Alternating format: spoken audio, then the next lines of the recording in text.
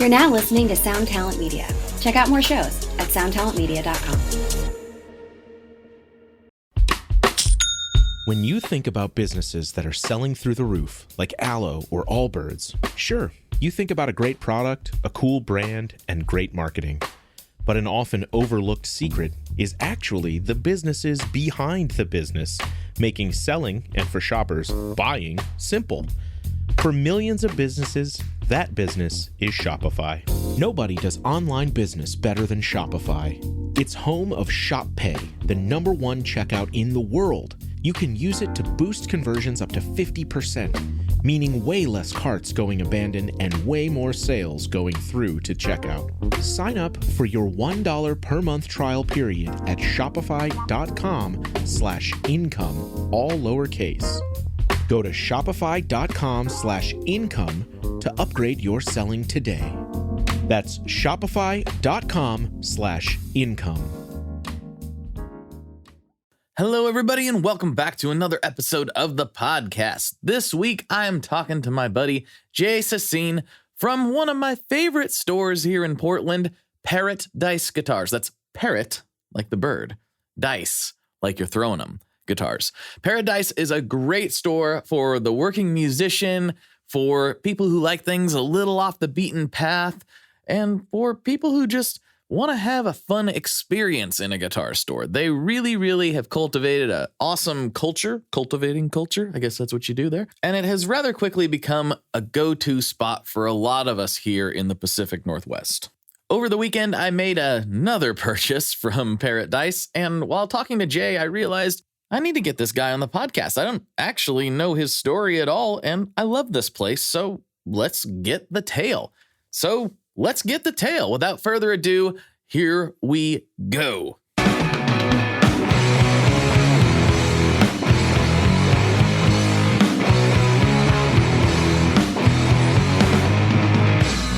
Hello, everyone. Welcome back to another episode of the Tone Mob Podcast, a show about guitar stuff, occasionally, sometimes. I'm your host, Blake Weiland, and with me today I have Jay Sasseen from Parottdice Guitars, one of my favorite shops in Portland. What's up, dude?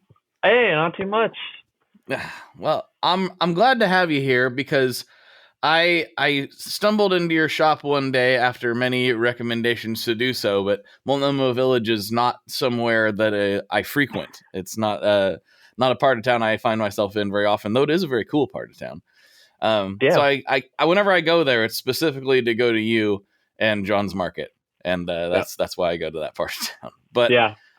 I don't have your story. I've never really known, I kind of know some of the other guys in town what their story is, but I don't know yours. That's why I wanted to get you on to tell the tale of Parrotdice and yourself. So tell us about when you first started playing guitar and how you ended up owning such a rad store. Cool. It's not a crazy story. I, like everybody else, kind of started playing like 13, 14-ish. Started with the red Squier Strat. Yes. You have to. And about, 2 weeks after having it, I opened up. I was like, oh, there's a little panel on the back. I was like, oh, there's springs in it. And so I pulled the springs off, and the whole thing just, the springs flew up and off. And so we lived, I grew up in Kentucky. There's, I think, one music store that's like an hour and a half away. And they were pretty grumpy dudes. So I, took it on my workbench and like figured out how to get it back together. And then I was like, oh, I could like put pickups in it, and I could change the tuners. And so that started the love of, just messing with guitars. And it was a side gig for like 15 years after, I'd work in the service industry, take my tips from the weekend, and then like buy a guitar off Craigslist and, fix it up or mod it or play it a while.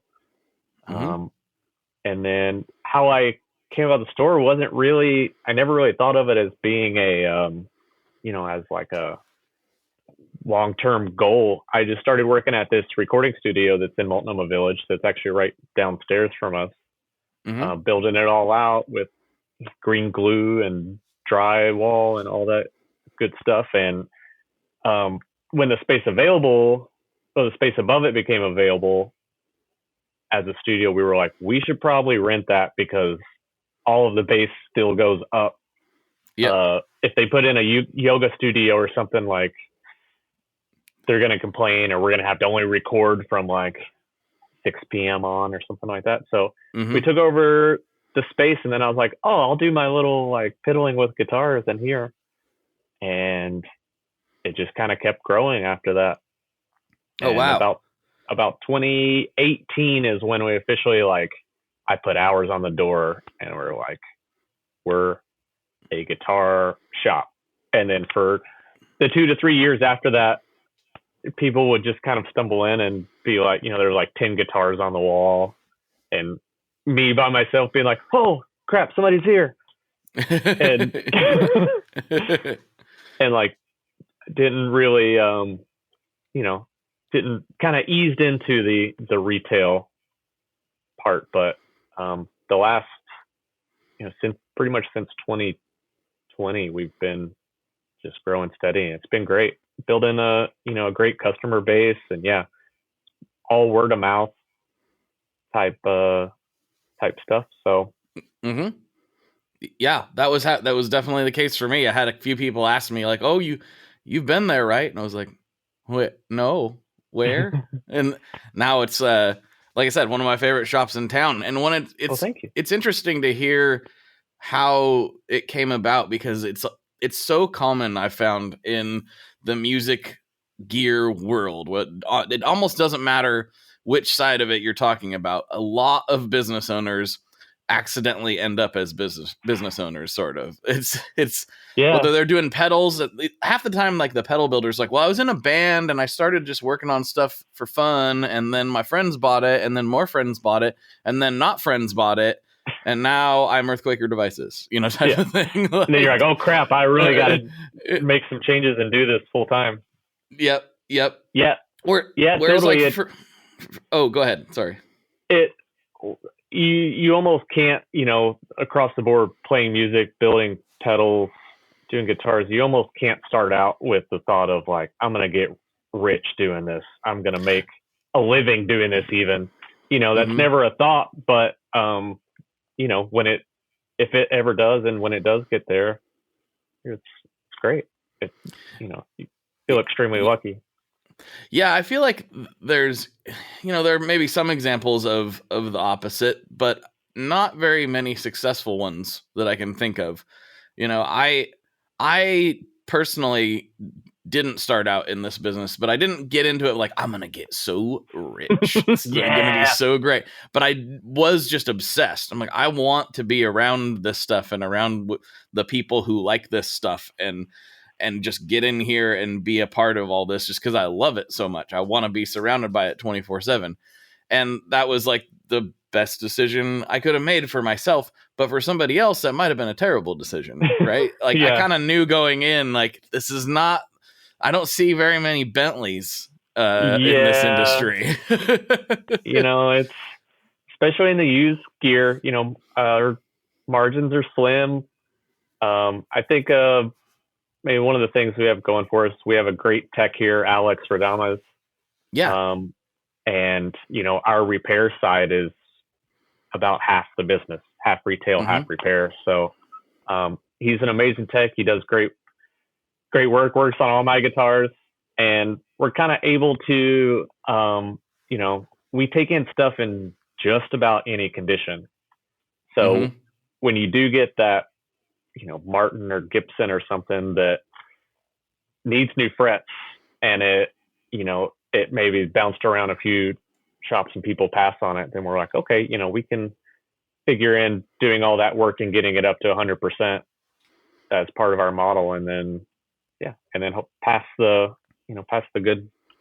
good deals on. One of my favorite things to hear in the shop when it happens is people looking at price tags and being like, man, this is a great deal. Like, I saw this on Reverb. It's like $100 more on Reverb. I'm like, yeah, that's the point. We want things to happen locally. And, people walk in and buy a guitar, because then if 6 months later they come in and they're like, this tuner's stripped, we go, oh yeah, we got a bucket of tuners. Like, let's find you one, or let's, we're able to like continue to service everything we sell and keep the community going, keep the dream alive. Yeah. Well, and what I was explaining to my wife yesterday after I came back from the shop, I was like, what I love about this shop is it kind of doesn't matter what guitar it is. If it's, whether it's a higher end vintage thing that you have or something, more on the entry level, like I know that I'm going to pick it up and it's going to play great. Like I know it's going to be already dialed. Mm-hmm. There's some shops I can't say that for. Not so much in Portland. All the good ones in Portland are kind of like that. But you guys, especially, I feel like, I'm like, every guitar I've ever picked up there, I'm like, well, this plays great. This is great. Like, this is cool. There's definitely corporate chains that we won't mention that have that issue. And weirdly enough, where I think everybody but me has worked at some point in time. I met my wife. She was a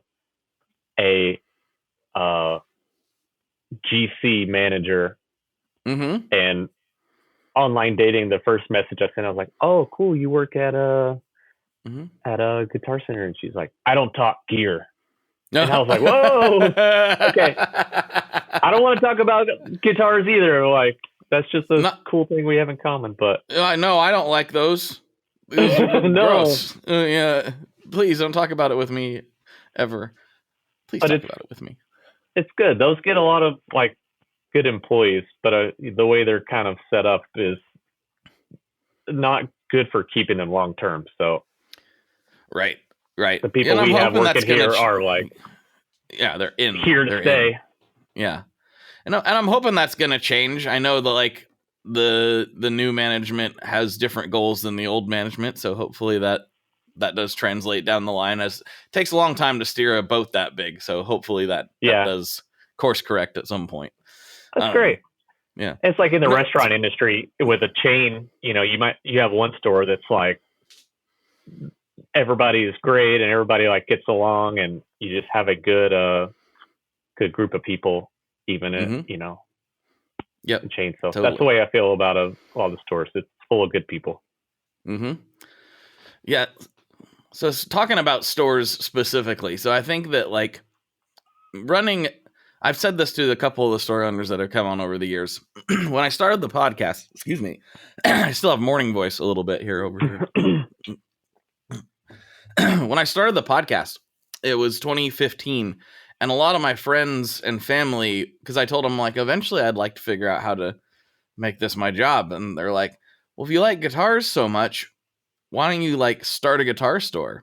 And I was like, that is so much harder than what I am trying to do. What I'm trying to do is kind of hard, but the risk is like, if it fails, it's like, well, I got a website I don't have to pay for anymore, I guess. Yeah. It's like the risks are relatively low, considering, as far as like trying to test a business model before you leap into the waters. But I was like, do you understand what you just said? Like starting at a guitar store, even like on the lower end of things is difficult, but you managed to pull it off. And now you've got all kinds of people coming in and out of there. So what would you say to somebody who was like, I want to start a guitar store? Boy, that's tough. Yeah. I mean, I feel extremely, extremely lucky to be where I'm at. I say, if you want to get into it and your heart's really into working on guitars, playing guitar, fixing up guitar, just do it. Find deals on Craigslist, drive around to different stores. Just about all the stores in Portland have a section of like beaters that need a good setup or need the frets cleaned, and get that, fix them up. Maybe you break even, maybe you make a little bit. It's a lot of breaking even, but just do it. Everything just kind of serendipitously kept rolling here. A mix of like being just a little bit outside Portland, cheaper rent in this area. It's really good for small businesses. We're like the one. Cool. I'm sure there's others, but like it's a little 2-block street of all independent businesses, even John's and food. There isn't a New Seasons like smack dab in the middle of it yet. Yeah. But that's a good sign that like people, they're keeping the rents reasonable and able to kind of help somebody that's starting out do it. So yeah, if you love to do it, start doing it without the really making money aspect, like hard in your brain. Just you do it, you get the experience of working on different types of guitars. You get to find out what you like, what neck types, what pickups, and then all that knowledge just snowballs, and in a few years you'll be like, oh yeah, I know that, I've played one of those, I've worked on one of those, I've set one of those up. And yeah, it's weird how much that accumulates just by being around. Like, yeah, like you've been around a lot more guitars than I have because that's what you do. But just being a part of the industry for a while and just seeing all this stuff, it's weird. You think you've seen it all, and then some crazy thing pops up and you're like, oh, didn't know they put a Floyd Rose on a 335. Like, yeah, that's interesting. Every single day I feel like I see something that I've never seen when it comes to pedals, when it comes to one of my favorite things to collect and like see are homemade fixes or guitar parts. So sometimes stuff comes in here in depth in a second. We've seen seen crazy strings like tied together, like where they broke and then they tied them back together and restrung it. And you're like, holy cow, this like still holds tuned somehow. It's wild.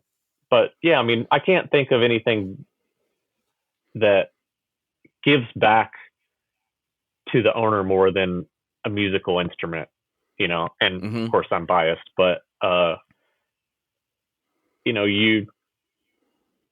I've wasted a lot of money through my youth on things that disappear, but once you spend money on a guitar, like you have something that you can get so much enjoyment out of and so much expression. And I think that's great. That's what I like supporting. Is I don't feel like I'm supporting gambling habits or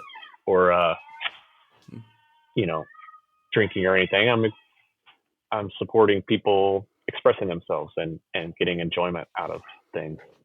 Yeah. No, that's totally true. Because I mean, and it doesn't really matter for me anyway. It doesn't really matter.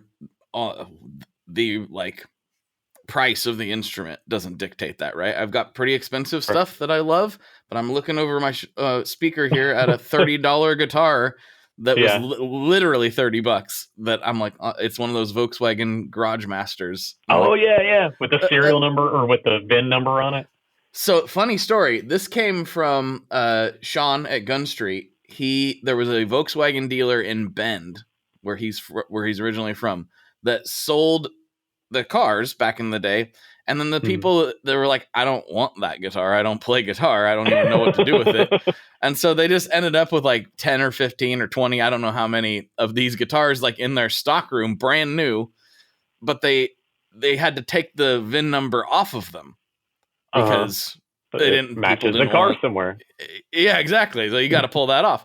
So this does not have a VIN number on it, but it did at one point. But literally got it for like $30. They were like, "Get him out of here!" And it was like, he's like, "Do you want one of these Garage Masters? I'm gonna go buy some." I'm like, "Yeah, how much are they?" He's like, $30. I'm like, "Yes, 100 times yes."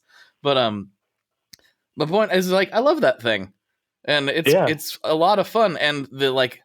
Even on the more expensive stuff, the like smiles per dollar you get out of an instrument if you really love playing is just unmatched. Like, yeah, it's great. You really are selling the people joy.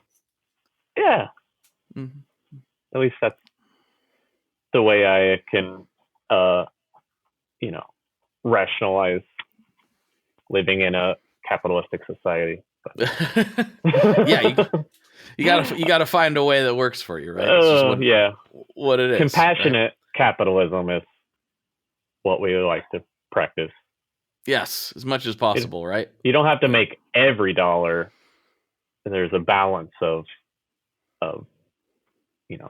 life and income and all that good stuff. So of course, yeah. Well, so that's a good segue, actually. Like, running a store is not easy, as you are aware, and I think most of the audience here is aware. How do you balance life and work? Because I think it'd be real easy to get wrapped into a 24/7 shop situation as a business owner. How do you balance that? it is, and like the beginning of when I first put those hours on the door, I didn't have great help like Alex and our front of house manager Max and Edie. I didn't, I was basically chained to it. If I wasn't there from 11 to 5, like someone was outside calling, being like, "Hey, I'm here to drop something off," or what have you. So the answer, I guess, is finding your weaknesses and then getting people that's their strength, and then doing it as a team, because you can't do it all by yourself. You got to rely on people, and we happen to have some of the best people, I think, doing what they do best. Mm-hmm. Well, and I think that goes for any business, really. It can be really challenging to, a lot of us start doing this stuff because we don't want to, we like to do everything, we think we do. And so taking the hand off the wheel in one department is like a little bit scary for a lot of business owners. And what I've seen before is it ends up hampering their ability to do other things. So like, hey, you really need to do your books, right? Yeah. But you can't because you're busy on the floor and there's customers there and like whatever. And if there's no help with that, that's just one scenario. I mean, there was a couple companies back in the day. What I used to do a lot of, I don't do as much anymore as my hands have gotten fuller, but is I'd help companies with their marketing, a lot of gear companies. And so there was one company in particular that really needed a lot of help in that department, but that I knew from previous people that had worked for them that when that help was rendered, it was always like, but that doesn't make any sense to me, so I'm not going to do it that way. And it was like, but you hired them because you admittedly didn't know what you were doing. So maybe it's not going to make any sense to you. Right? Yeah. So it's just an example of like, and that company does really cool stuff, but they just have a hard time getting their story out there in a way that more people are going to hear it, because the owner can't really get out of his own way in that particular department. And so that's like just another example of like when you just cannot relinquish that control, where you're hampering your own growth personally and professionally, and so it's good to recognize that stuff. Yeah. And it's, definitely something I've been guilty of, and therapists are great. You listen to them, because, when I like boil down a lot of my like kind of neuro spicy emotions, they're like, well, trust other people, like, share some of the load, and the combined sum of everyone together is much better than one person. Yeah, for sure. So I gotta ask, and I there's not gonna be a good segue for this, I don't think. So I'm just gonna hard hitters. This is not a hard hitter, I don't think. We'll find out. Man, I love a giant jug. Just a comically large. Yeah. Yes. Edie got me this yesterday. I said, man, can you grab me a bottle of water from John's? I feel like a hamster, Yeah, mine's just like the 40, and it feels a little big because I have small hands, but it's not as comically large as yours. I need a bigger bottle. You do. Everyone need a superior mug. No, the question is Parrotdice. Obviously, I get the play on words. But Yeah. what's the story there? Man, it's not a cool story either, really. When I was flipping like online and selling a lot online, Parottdice Guitars was taken or, fairly established at the time. And I was like, well, I'll just be clever and be Parottdice. Pretty close to Parrotdice. It's Parrotdice. Parrotdice. All right. Yeah. Sure. And then, if it's enough to like, not even chuckle, if it's enough to just remember it a little bit, then great. But over the years, people have kept bringing parrot memorabilia. Hey, I found these parrots like at a yard sale. Like, here you go. I found this like parrot statue. And so now it's a little weird here and at my house because there's just parrot stuff everywhere. And people are like, are you going to get a parrot? Do you have a parrot? And I'm like, no. They live forever and they're loud and they're not something I should own. But somehow I'm okay with being aligned with a parrot. Yeah. You just don't want to be responsible for a parrot. No, absolutely not. I was wondering, I was like, are you just like really into parrots? Is it just a play on words? Yeah. Are you secretly like a Jimmy Buffett fan? I mean, I didn't know what it was. Nope. Yeah. I'm neutral on Jimmy Buffett. He's not bad, but I'm not a parrot head. Okay. Yeah, I don't know.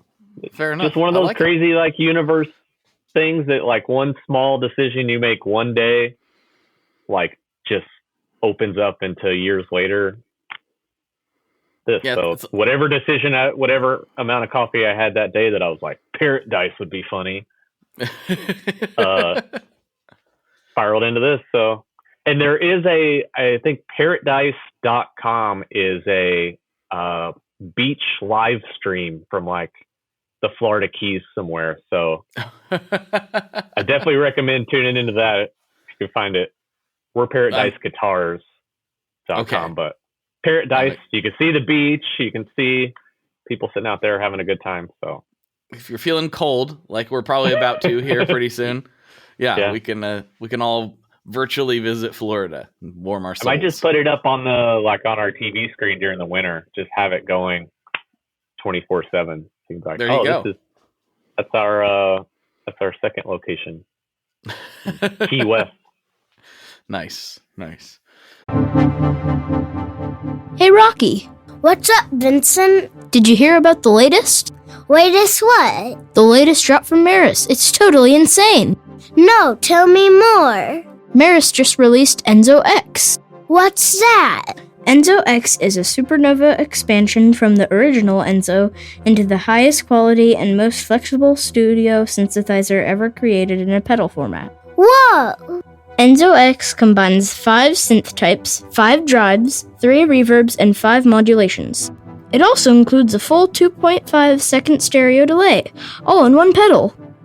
That sounds hard to use. It's not. The UI is from the same family as the Mercury X and the LVX. It's super easy to dive in and see exactly what you are tweaking in real time. Oh, I see. It's right there on the screen. Yep. Is it just for guitars, though? Nope. You can plug almost anything into the Enzo X, including your MIDI controller. That sounds incredible. Where do I get it? You can pick up Enzo X online at maris.us or at any of their fine retailers across the globe. Did you just say across the globe? They know what I meant. Wait, are we getting paid for this? I'm still waiting on that cash money from last time. He better at least give us pizza for dinner. I'm not giving him his Enzo X back until he does. For more information, make sure you check out maris.us, and apparently I have to go order a pizza.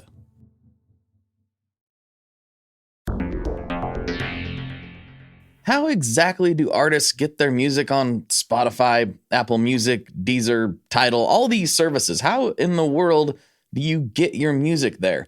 Well, in the past, you had to use something called a record label. But these days, you can use DistroKid. DistroKid is the absolute easiest way to get your music up on streaming services.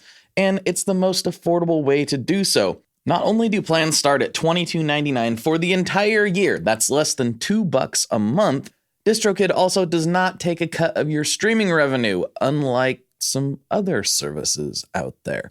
Even better if you sign up by going to tonemob.com/distrokid. That's tonemob.com/distrokid. One more time, that's tonemob.com/distrokid. You'll get 30% off. That's right, 30% off their already extremely reasonable prices. So go to tonemob.com/distrokid and get your music out there. We are brought to you today by Sweetwater, specifically the Gear Exchange. You may have heard about this. This is a place where you can go to buy and sell your used gear. Maybe you got a pedal over there that's just kind of collecting dust. Maybe there's something you've been eyeing from the Sweetwater catalog. Well, right now is a great time to turn that unused gear into something you're actually going to use. Even better, if you sell on the Gear Exchange, you can keep 100% of the sale as long as you choose a Sweetwater gift card as your payout method. That is not too shabby because, let's be honest, most of this buying and selling we do is just to fund new gear purchases, and that is a great way to reach a wide variety of customers and keep 100% in your pocket, or rather on your pedal board. So go check out the Sweetwater Gear Exchange and turn that unused gear into something that's actually going to help you write that next huge riff. Well, that explains a lot. No, it's a weird thing with like naming anything, right? And I've actually named a lot of stuff over the years, which is weird. I didn't really think that through when I got started in all this, but the Tone Mob name, I originally intended this to be, and it still is, but like I was like, oh, it'll be like a website and like community type of thing. So it'll be like a group, like the mob, and I just like mafia movies. So that's really like all there was to it. But then it evolved to where the podcast was kind of the main thing, and like the mob part doesn't make any sense. Like it's just me, and so I don't have any made men here. What? It's just me by myself, and so I'm always like, this mob thing really didn't like pencil the way it was intended. There's still like community elements, obviously. There's Facebook group and different things where people can talk to each other, but everyone's like, the Tone Mob guy, and I'm always like, that's so. I really messed up. I should have figured out something else there, but oh well, here we are. The Lone Rangers.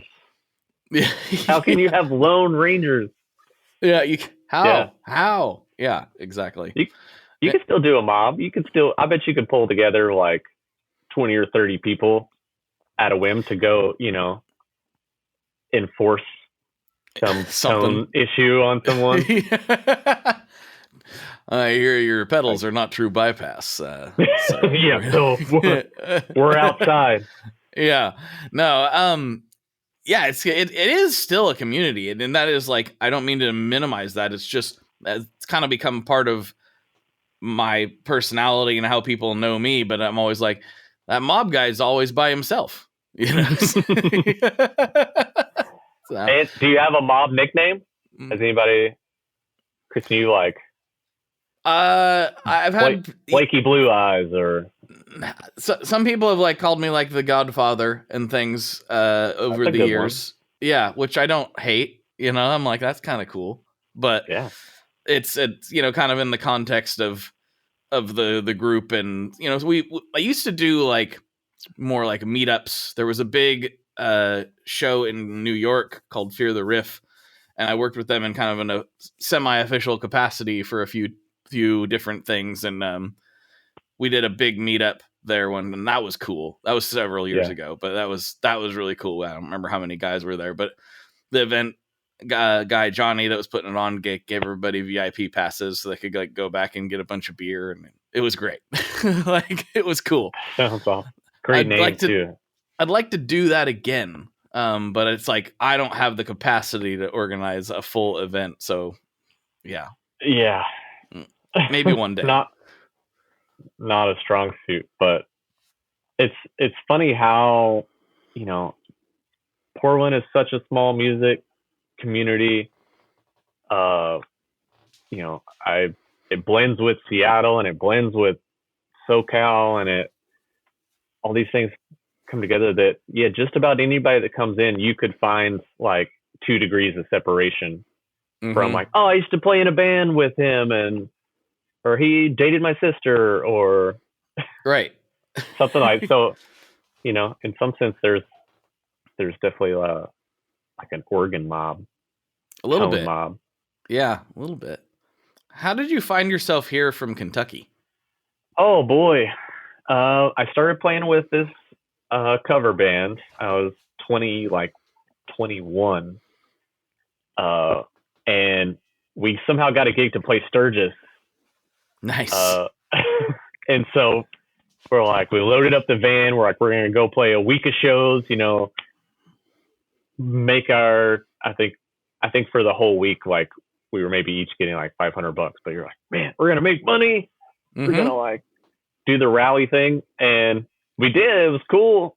And then when it was over, the bar owner that we played at regularly was like, I've got apartments upstairs. If y'all want to be the house band, you can like stay here for free. Okay. And being 21, I'm like, this is my chance. I'm out of the little Kentucky 5,000 person town here in the big city of Sturgis, South Dakota. Right. The thriving metropolis of Sturgis. Yeah. What maybe I didn't realize, and maybe other people don't realize, is when there's not a bike rally happening there is nothing happening there. That's my understanding. I think that's why the bike rally occurred there, if I'm not totally mistaken. Surrounded by nothing. There's no fun stuff. I mean, Deadwood's a few miles away, Deadwood's pretty fun. But the first winter, it snowed, I don't know how many feet, and I had to like shovel to get out of the apartment. And I had known a nice lady that was from Corvallis, and she's like, it doesn't snow that much in Portland. And I was like, let's load up, let's go. Yes. So I only lasted there about 6 months. From Kentucky to Sturgis to Portland. It's a unique journey. Yeah. Yeah. And then I lived in my van when I first got here for, I don't know, 2 or 3 months. I had like one of those Chevy G20 converted vans that was awesome. And I parked like, so Multnomah Village was like just outside of Portland enough that like didn't really get hassled. So I parked 2 blocks from where the shop is today. So every time I walk past there, I'm like, man, I used to pee in those bushes, get the leftover pizza from Lucky Lab. Yep.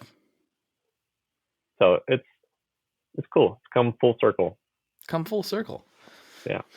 So, that's interesting. So like when you got here, is that when you like, okay, I got to get a job. I'm here. Started doing the service industry stuff. And then that's where the evolution kind of happened. Yeah. I came here. I think I fit as many as I could. I think I came with like 6 guitars and 3 or 4 amps that I just couldn't let go of. And then, worked at, shout out McMenamins. Yeah. for giving me a job line cooking, and all the wonderful people that worked there and still work there. And then, it just kept growing. But like, just out of the love of the gear, never really to make money or to, have big ambitions. I was just having fun. Yeah.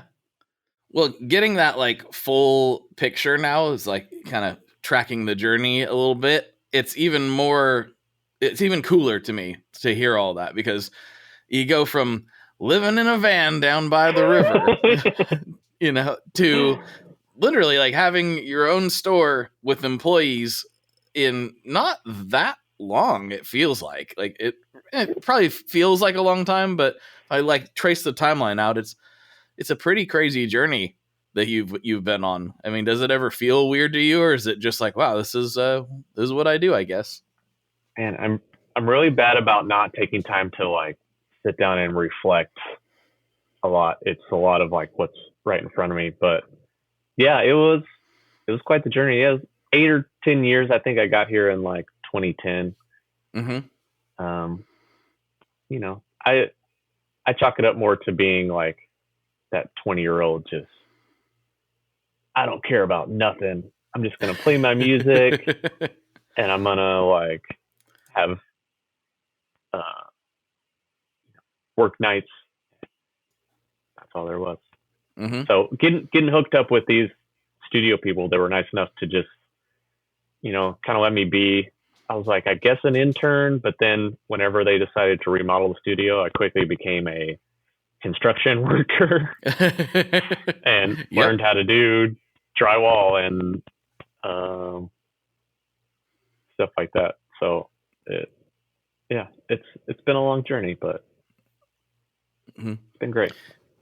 Yeah, for me, it's one of those weird things that it usually happens when, well, yesterday, like I met one of the local dads, as I'm that age now, you know, our kids were playing together or whatever. Oh, well, what do you do? And that's always just the weirdest question for me. I'm like, what do you do? Normally it didn't used to be. And it used to be like, oh, I was a mechanic or I was a whatever. Like, yeah, just normal. Now I'm like, see that shed over there? That's where I do my work. Do you want to come see inside my shed and see the stuff I have in it? There's a lot of cool stuff in there. It's all on the internet. That's right. Everything I do in the shed, you can see online. You can see online. Some of it you have to pay for. It's worth it though. It's worth it every second. It's worth it. Yeah, exactly. No, it's like it used to be weirder, honestly, because even when in like 2018 is when I went full time. Even then, people were still like, what's a podcast? I don't. What is that? What do you mean? Like, is it like a radio? Like, are you on a radio station? Like, it was really confusing to not even people that were that like really. I mean, even some people that were my own age, they were like, "Huh? People can do that?" I got a lot of like, "Oh, and people listen to that." I'm like, yeah, they do. Yeah. It turns out, but it's gotten a little easier over the years as people just know what that is. I don't have to say that and then explain what that is. What a podcast is. Yeah. So it helps. And then as the string side has gotten more prominent as well, sometimes if it's like somebody I really don't think has any idea what's going on the internet, I'll just leave it at that. I'm like, oh yeah, I partner in a guitar string manufacturer in Tennessee. And they're like, okay, that I understand. A lot of people though, they kind of do I guess somebody does have to make those, don't they? As if they don't just magically appear on the guitars from Fender or whatever. But like, yeah, somebody's got to make them. Somebody's got to make everything. The best strings, in my opinion. Oh, thank you so much, dude. It was really exciting when you guys started carrying them. I was like, oh man, this is dope. I love being in cool store. I love being in all stores, but like especially ones that I'm personally a fan of. I love walking into the local shops and being like, oh, cool. There we are. Look at that. So yeah. And it's such a good product that I don't think I've heard one bad thing said where, you know, there's a percentage of other companies that people return strings. They're like flat wounds are coming apart out of the package and weird things. I've never heard any complaint, and yeah, we love them so much that that's what we do our setups with. That's our store stock setup string is string joints because automatically makes the guitar sound better. Man, like that's magic. That's so cool to hear. Like I didn't know that until yesterday because I'm not the guy you talk to about all that stuff. Chris and John don't always tell me they're not just calling me every day with exact updates of things. They have a job to do, as it turns out. Yeah. So, and that job isn't telling me everything that they do. By the way, talking to Chris on the phone is so great because I feel like I snap back into my Kentucky accent when he called. I go, yeah, hey man, how's it going? I'm like, oh man, we're doing pretty good out here. We could probably use some more of them strings. Oh man, he's from East Tennessee, and Yeah. he sounds like it, but like the deep bass baritone. Yeah. Part of it. It's like what it was. I'm not gonna lie, Chris, if you hear this, part of like when Scott and I were interviewing him, we were like, that's the guy we want on the phone. It was just a phone interview. You're like, you got the part. Yep. And for me, it was. So I was like, yeah. That's the guy I want on the telephone telling people about our stuff. That's a perfect representation, I think. So shout out Chris. He's awesome. Yeah. Chris and John. John's been with us for a long time. Cool that he stepped into this new role. So you'll probably start talking to him fairly often too, if you're not already. But no, that's really cool to hear too. And sometimes this is kind of a good example, actually. People, you knew this from the jump, but I've had people get on not realizing that I had anything to do with it. And they'd be like, oh yeah, Stringjoy. I see that sign up there. Are they sponsoring the podcast or something? I'm like, in a manner of speaking, yes. Yeah. Yeah, sort of. Like, I'm actually probably their most expensive, media outlet, if I really boil it down. Well, it's great. It's great advertising. I don't know if the CPMs are penciling out for us or not. I'll have to think about it. Scott, I got to cut this part out. Scott better not hear that. Anyway. Yeah. Scott, about those purchases made at Parrotdice yesterday, like those are all research supplies. Yes. R&D. Yeah. Yeah. Yeah. Yeah. Mm-hmm. Yeah. Mm-hmm. Don't worry about it. As I like to say, just don't. You know what? It's best if you don't stress about it. Okay. Yeah. Just keep doing your thing. Just pay it. Just pay it off. Yeah. It's fine. It's a small invoice. It's okay. It's a great company, and it kind of mirrors, our thinking on stuff too. It's great to be able to just get somebody on the phone, like immediately, and if you have any questions or have orders or whatever, it's a really like homegrown, good feeling company. So I'll throw all my support in that direction for sure. Well, appreciate it a lot. Yeah, we wanted to be like, we obviously started direct to consumer because nobody wanted to carry us, because nobody was asking for us, and so we had to build up our own demand before that would happen. And then when we started working with retail more, we always did a little bit, but if that was our only game plan in the beginning, we would not be here. Like it wouldn't exist. But once we decided to bring Chris on and make a good push for it, one of the things we wanted to do was like, let's try to be, we don't have the economies of scale to be able to ship things same day, but let's do everything else that we can to make us easy to work with. And so that's was like his prime directive. So that's good to hear that it's coming out in the wash. He nailed it. Nice. So, and there's so many loyal fans. Like it's at least tied right now, and I would say soon surpassing every other string we carry. People come in and they'll like, can you put string joys on it? Like, yeah. So it's because you're making a good thing that people love that it's grown so much. It's that makes me really happy to hear. I do remember I bought that cab from you. Somebody came in and I got to hear that happen in person, which doesn't usually happen for me. I was like, well, that's cool. That's super cool. He's not just telling me this to make me feel better. It really is happening. Yeah. I heard it. You're like the undercover boss. Is that the name of the show? Yes. Yeah. You're here in a disguise. Yeah. I wonder if like the fake nose and mustache thing gave it away, or maybe that was fine. I don't know.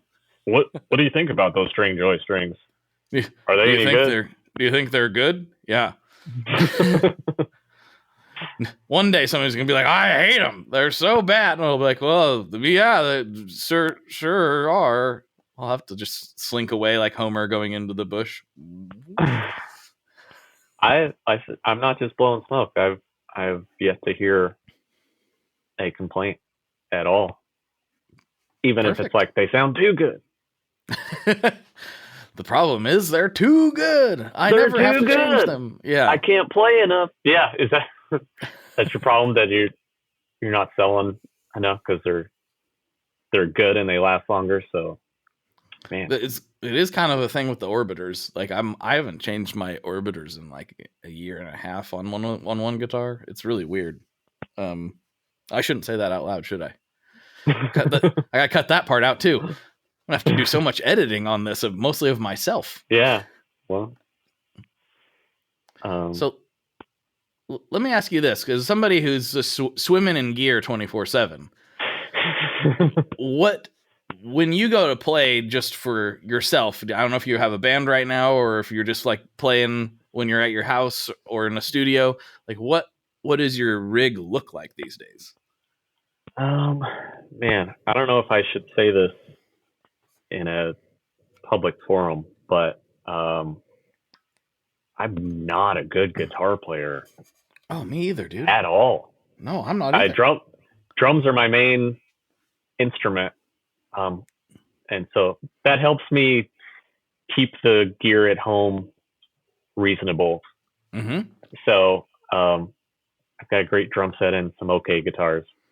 But, you know, I get the enjoyment out of it. And I tell a lot of people that I only have to play 30 seconds at a time. So I have a lot of like 30-second riffs that are just checking out the fret buzzing and the open chords and making sure everything works right. So my guitar playing is just that 30 seconds at a time. But I have my favorite guitar that I fall in love way too easy. Kind of why I need other people around to be like, that's not a good idea to take that in. Like, oh, come on, it just needs a neck reset and a new bridge and a new top, and we'll glue the back. But I recently got a late 60s SG Melody Maker that is just like, you know, without getting too hippie, like there's some presence to it. Like it's its own personality, and it makes you play different, and it's just really nice, like hanging on the wall at my house. Mm-hmm. No, I get it. As you said that, I'm looking over my microphone at my 65 Melody Maker. It's not the SG style, but it is like the double cut, and then it's the double pickup. And I love that guitar so much. I traded it. I don't do, like, most of the time I do gear acquiring. I don't do a lot of trading things in or selling to get rid of. That's changed a little bit this week, but but most of the time I don't. And the reason is because of that Melody Maker. I traded this 4 pickup Japanese, like, offset / strat / SG looking thing, short scale. It was a Marquis. And I still think about that guitar and how much fun it was to play and scream into the pickups. And I only got like $200 for it. And in retrospect, I'm like, should have just ponied up the extra $200. But I was trying to pretend at the time, this is pre-Shred Shed days, I was trying to pretend like I was going to be a responsible guitar enthusiast and like one in, one out, type of thing. That's how you should do it. That's the smart way to do it. And then I just had to realize that that's not me. I'm not that person. I'm a 2 in, 0 out type of guy. That's just that's just how I am, and I need to accept it. But that Melody Maker I got is amazing, so I relate to your love for it. It's I'm looking at it right now, thinking I might be playing that later. But what color's the SG one? The Pelham Blue. Oh, I knew you were gonna say that. With the natural neck. Yes. It's the perfect crazing, the perfect, the terrible vibrato. All the stuff. You're gonna have to send me a picture of that later. I got to see this thing. Oh yeah. There's, without sounding too fuddy-duddy, like that kind of production stuff just isn't, unless you get from some of these like quality guitar builders, like nothing's going to have that feel for a long time. Like 50 years from now, somebody going to have a 2010 Gibson and be like, the history. Right. Oh yeah. Or is it going to just be a 2010 Gibson? So that's what I wonder sometimes, is what the future of here is. Like, are certain Squier lines from like present day going to be the coveted ones because they were really doing something special in 2025 with the Squier, with the classic vibes or something?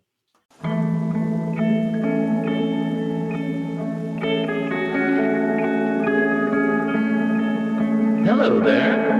I'd like to introduce you to your new best friend, the Chase Bliss Audio Lossy. Lossy is a collaboration between Chase Bliss and Goodhertz. And it's meant to give you some control over those weird digital artifacts that come with very compressed audio. You're hearing it right now. All the changes that are taking place are strictly coming from my playing dynamics. I'm just interacting with the pedal and letting it do its thing. In some true stereo goodness. If you'd like some more details about Lossy, I'd invite you to head over to chaseblintsaudio.com. I think you're going to like what you find. I think that we're already seeing that. Like, if history continues to repeat itself, we're kind of already seeing that. And why I say that is because, back in the 60s and 50s, nobody really thought these were anything special. They were just like, yeah, they're instruments, they're cool. And then even in as soon as the 70s, which isn't that long, after, they were like, oh no, those were the good ones. We don't want these Norlin and CBS era ones. We want those ones. Those ones were better. And then it took a little longer, I think, for some of the Norlin instruments, but you go into like the 90s and 2000s, now people are like, oh man, that 72 Tele Custom is one of the coolest Fenders ever made. Smack dab in the thick of supposedly the worst of the CBS stuff. Fender made one of their coolest, most iconic Telecasters, right? And then now now a lot of us, self-included, are like, oh man, that 80s MIJ Fender stuff, that's the business, right? That's so cool. And it is. It's really great. But back in the day, that was the budget line. That was just what they made. We're like, oh yeah, we gotta compete with these imports, so we better go to where the imports are made and send them. That's how we're gonna do it. And I've got a Squier made in Japan Strat that made me fall in love with Strats. I never even liked Strats before this thing. And now there's videos talking about how, oh man, the 90s Gibsons were so good. You got to get a 90s Gibson. Yeah. And I'm not even critiquing any of this. I'm like, I kind of agree with all of it. Like, I do like 90s Gibsons. So I think the answer is yes. At some point, there's going to be something that resonates. I bet classic vibe stuff probably, I wouldn't be surprised if that's one of the things that stands the test of time. Yeah, because they're great.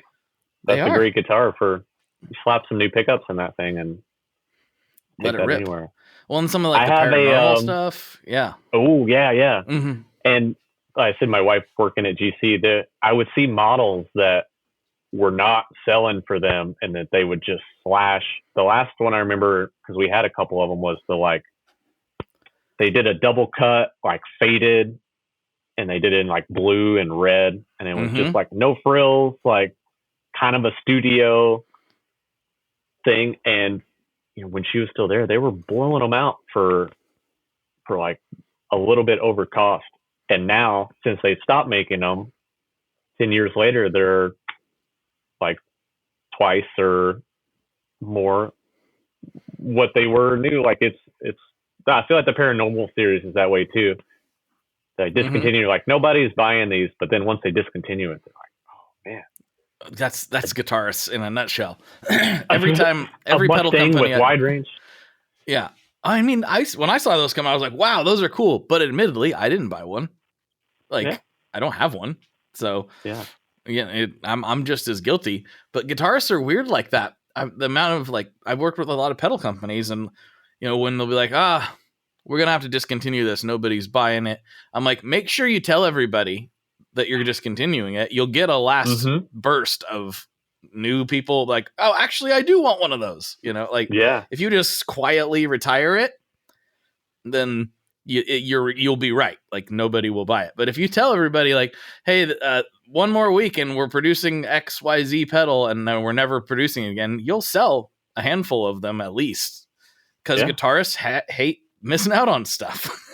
So it's just supply real. and demand. Whenever they short the supply to where there's only 500 of these, like, man, well, it's got to be great. It's like the unobtainium, you got to get it. I wish I had that kind of forethought of years from now, but nobody does.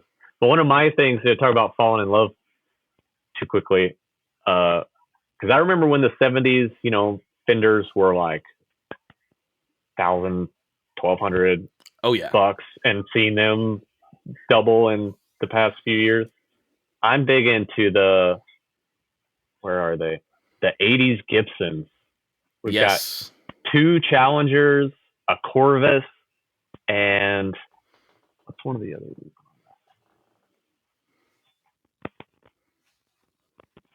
Invader. The Invader, yeah. Yeah, they're like bolt-on budget Gibsons. The Sonics line is like, those are dope. So I think that'll be one of the next things, is the weird stuff Gibson did in the 80s. I can't wait till people figure out how cool the Firebrand Gibsons are. Have you seen those? Yeah. Yeah, we just had one the other day. My dad's got a 335S, which gets everybody confused because it's a vaguely 335 shaped solid body. And it's the Firebrand one, and nothing rips. And he's always been like, and he doesn't play it that much. And I'm always like, if you're not going to play it, I know a guy that will. Like, let's bust that thing out. And then a couple of years ago, I saw Frank from My Chemical Romance. He posted, he's got one. The same, basically the same one. I think it was a Firebrand one, actually, if I remember correctly. And I said, logos are so weird. Yeah, they're literally people are like, burned. Did you fake that? Like, what, did somebody carve the logo? You're like, no, that's what they did. Yep. It's Firebranded. That's what they did. They just stamped it in there. And I get it. It saves time. Like, all right, we're done. Like, that's all we got to do. But I sent him a photo of my dad's. I was like, I didn't know anybody else liked these. He's like, I'm wondering when everybody's going to figure it out, because those things rip. They're really cool guitars.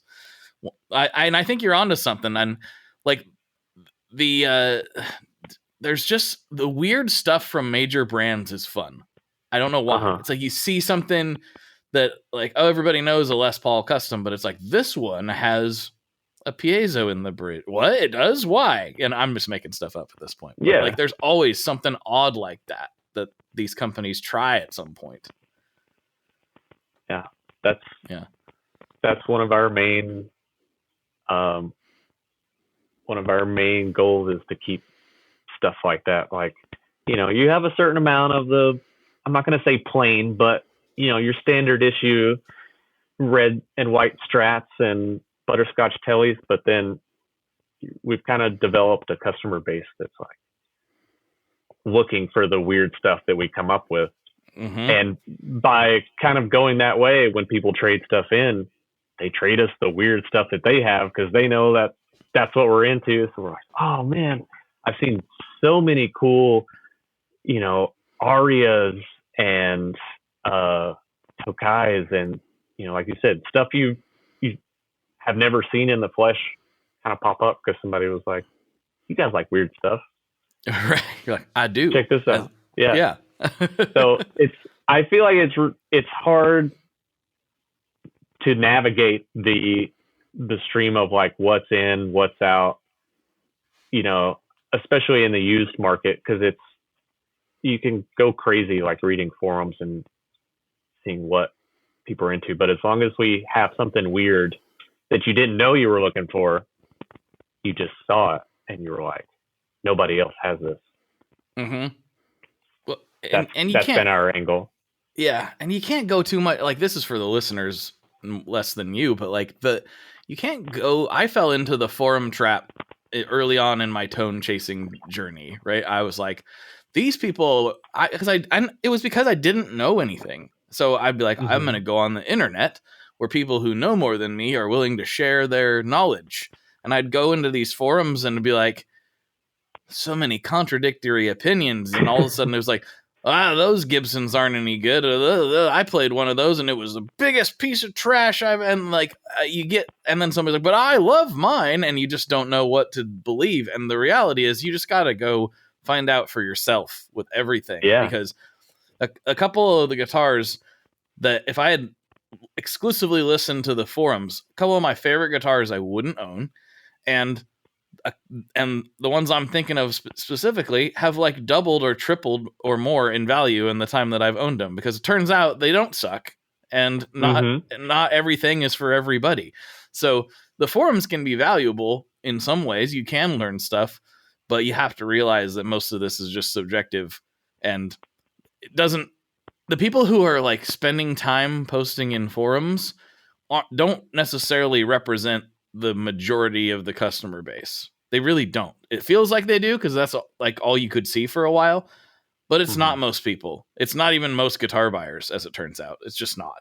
So yeah, there you go. That's just my opinion. And I'm just some guy blabbering on the internet too. Don't listen to me. What do I know about it? To each their own.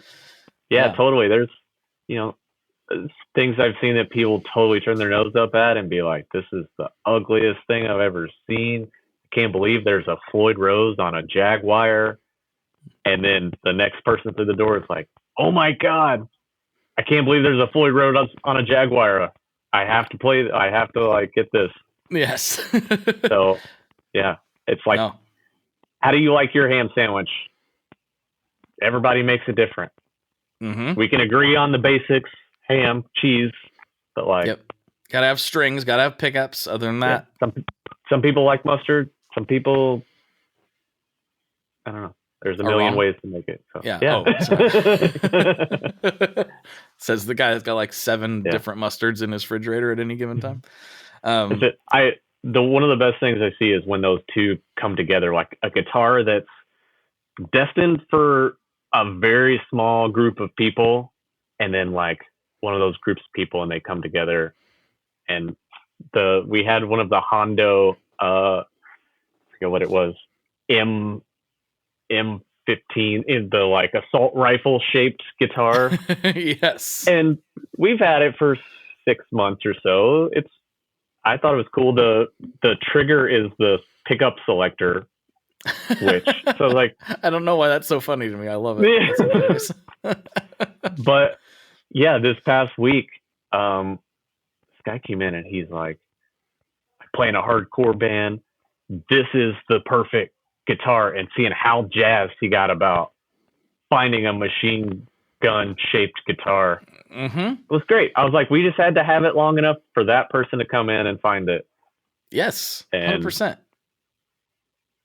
Now catch him at I should have got his band name, because he's like, I'm going to use this during breakdowns, and I'm going to be like, spraying bullets. Swapping pickups. Yeah. And I was like, I got to see that.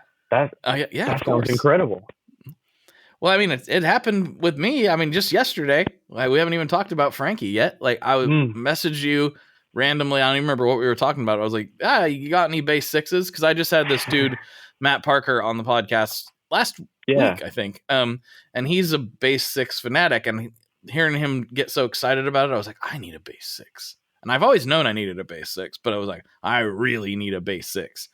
Yeah. And so I messaged you while we were just talking randomly, and you're like, kinda, I got something. And, are you into weird? And I'm like, I am. Of course I am. Now I've got this Frankenstein EBO that has been converted to a bass 6 in kind of a rat rod fashion, that if you like look at it, you're like, there's no way that's gonna work. And then you play it and you're like, I can't believe this works so well. Yeah. It's something like that is just so special, See, Well, the and then amount of I time put that it. someone poured into making like little plates to cover where the old pickups were, and like putting in some of the best sounding single coils. I've never seen those on anything else, like Kent Armstrong. Mm-hmm. I tried to look them up. Squier. I couldn't even find that model. Yeah. I don't know. Some Ken Armstrong single coil that doesn't look like any Sounds- of his other single coils that I can see. So I don't know. Perfect for bass 6. Yeah, it rips. I was playing it through all kinds of stuff last night, just being like, yes, the power. I've got the power. So thank you. Yeah, that's another one that happened. And it just made me really happy. And and I put it in my stories, and I can't tell you how I must just attract other fellow weirdos, because a lot of people are like, what is that? I need that. What is that? I'm like, dude, this is not going to be something you can just go get, which is also fun. Like the fact that you can truly sometimes get through other people's efforts, or through just like some mods, or through finding something weird. Like you can truly get like outside of the box stuff and make your own sound, which is what we're all trying to do. And the best thing from that, I feel like, is seeing something like that and being inspired to do your own, like not to get that exact thing, but to be like, I want to build one out of parts too. I wonder if I could make a bass 6 out of this weird Tesco short scale bass, or getting the idea of something and then expanding on it with your own style. So maybe that guitar will inspire dozens of other bass 6 conversions. I hope so. It's not even something I thought about, but once I saw it, I was like, oh, this makes a ton of sense, actually. Yeah. I get it. Somebody was thinking ahead. Yeah. Somebody had some free weekends. And access to a drill. Yeah. I'm going to make this work. Mm-hmm. Well, they did. Whoever it was, reach out. I'd love to know why you did this. It's great. Yeah. It's a lot of fun. So it was a local trade-in. So yeah, it could be a builder in Portland. Maybe somebody will pop up. Yeah. One of my favorite builders is Rick Pedrosa. They used to call him Quick Rick, but nice. Pedrosa Industries, I think, is his Instagram. But he builds furniture, I believe, for a living, like nice scale furniture, and builds guitars. Like, it seems genuinely out of the love of guitars, or to have some idea in his head that he's like, I've got to make this. And all of his are, you can see influences from different styles of guitars, but it's like his take on them. And he keeps them so affordable that people can buy them. It's really cool what he's doing. I think some of his guitars we can sign. He built a bass 6 for us, I think a year or so ago, and brand new from him, we tagged it at $600, and it for something that's hand built, and its own shape and one of one and all that cool stuff.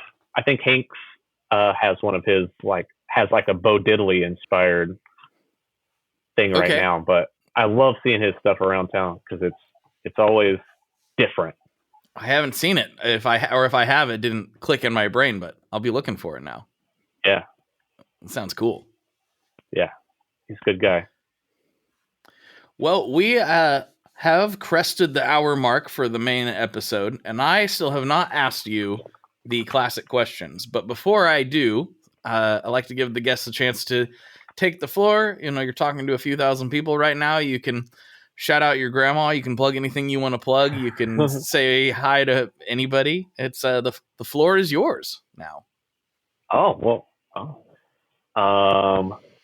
Shout outs. Alex Ordamas, one of the best techs I know. Max Najek, one of the best, friendliest talkers, and knows he's like a catalog of gear. Spencer Schillinger, probably not saying that right, does great guitar lessons here, is a fantastic guitar player himself, and knows everything about pedals and guitars that, it's insane. Edie Colette's our weekend person. They're fantastic. It's been really cool building over time this intimate group of people that, we bounce ideas off each other. We say, should we take in any more Squier strats? Should we not? Should we, what do you think about this here? And we all kind of bring our own opinions into things, and the overall opinion is usually pretty good of everyone together. Nice. Nick Haggard Effects does amp repair out of here, pedal repair, and we sell his full line here. One of the best pedal builders. I think you can call them builders. Yeah, sure. Yeah, builders. Yeah. Builders. Yeah.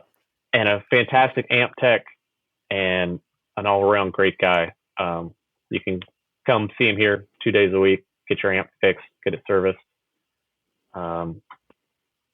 Yeah. And he's been on the podcast before too, I think. Yeah. 22 maybe? I can't remember exactly when it was, but a few years ago. Yeah. So, yeah. Wealth of information. We're going to try to do one of his, because he's done a few in the past. We're going to try to get one of his pedal building classes going up here soon.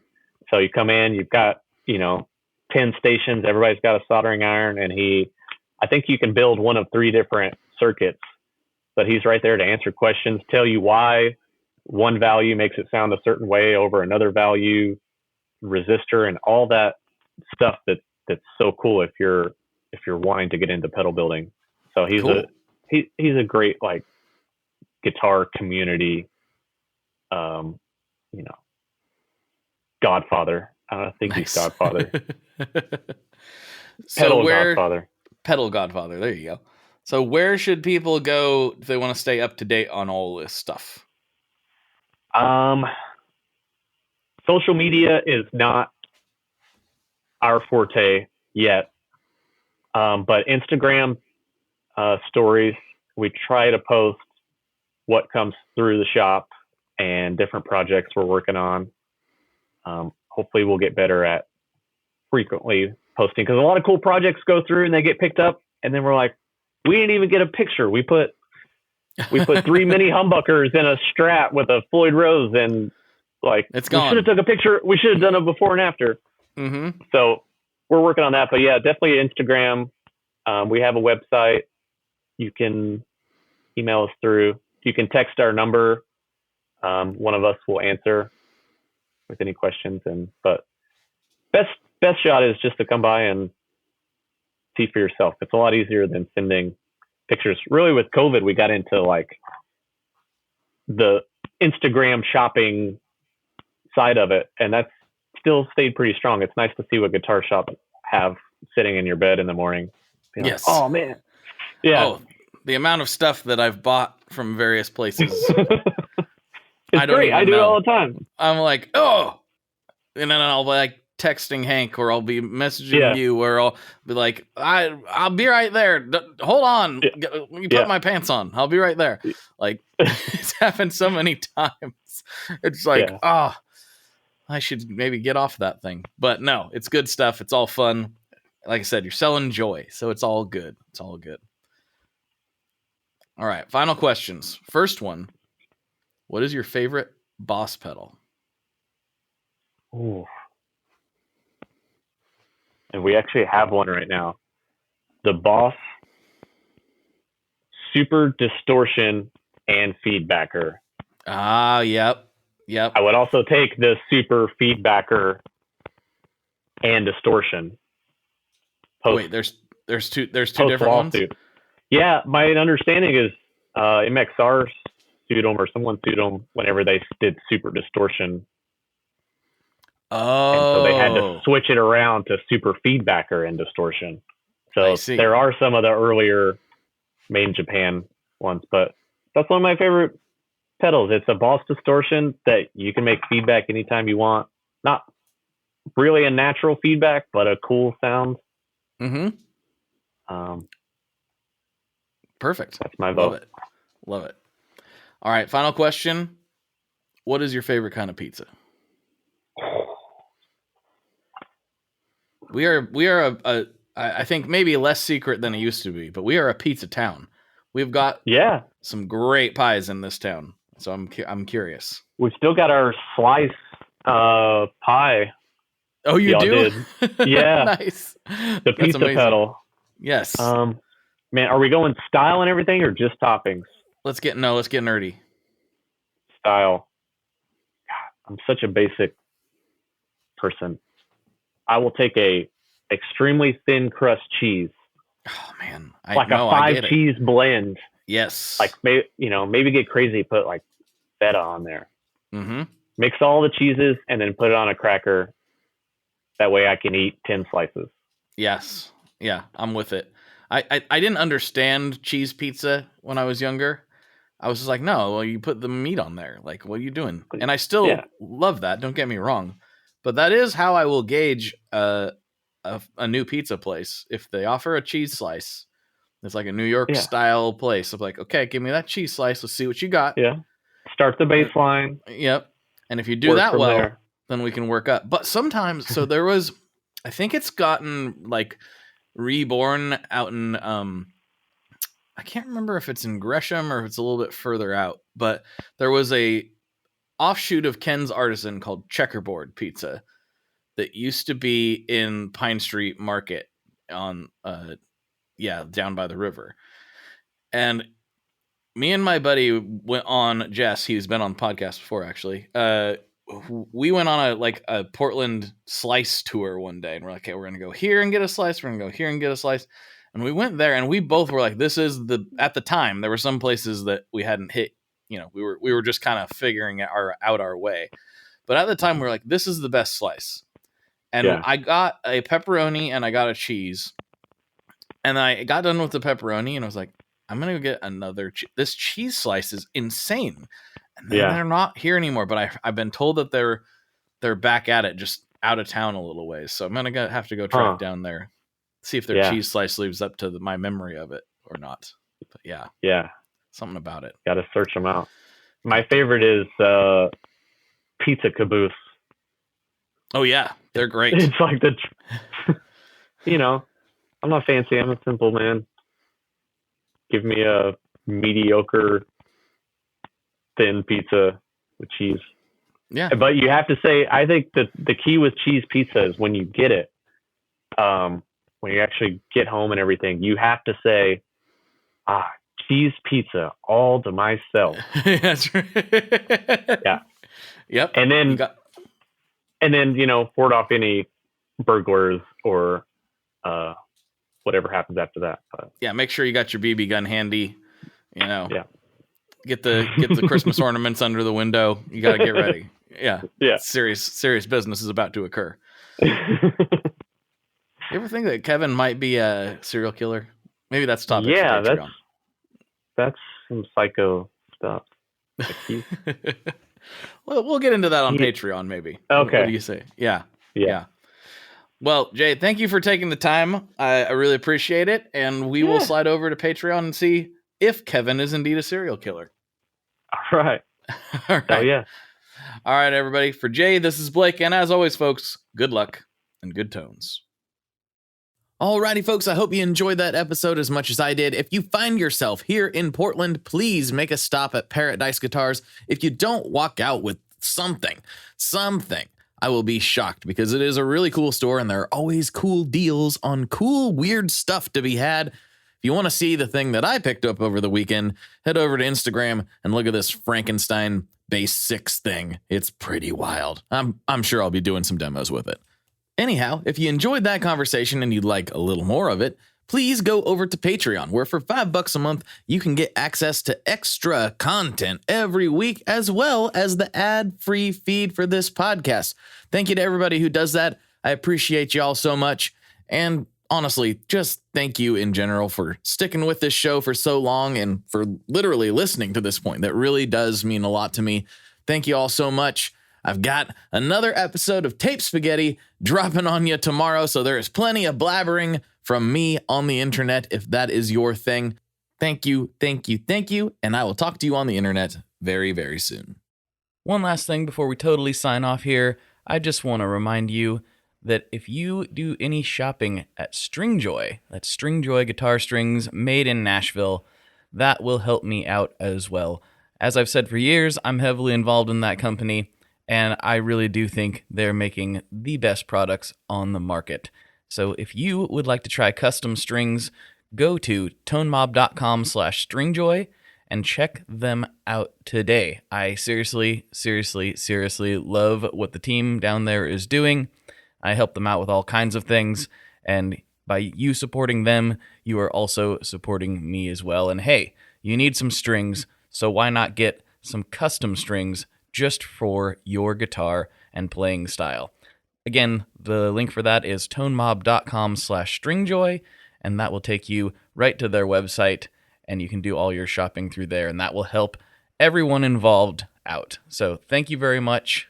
Talk to you next time. We are brought to you by the wonderful folks at Gun Street Wiring Shop. Yes, Gun Street Wiring Shop. I've talked about them before. I used to say based out of Bend, Oregon, but guess what? Sean moved to my neck of the woods. Sean's in Portland. Sean is awesome and has helped me with a bunch of stuff lately. And if you have wiring needs for your guitar, he can help you too. If you want to get weird with it, he can get weird. If you just need to spruce things up a little bit, there's your guy. He takes all the guesswork out of doing your guitar wiring, and he makes it simple, and his customer service is top-notch, and I can't say enough good things about Gun Street as a company. I really respect Sean and what he's all about, and the product is top-notch. I've got 3 different guitars that now have Gun Street harnesses in them, and I could not be happier. So go to gunstreetwiringshop.com and check them out.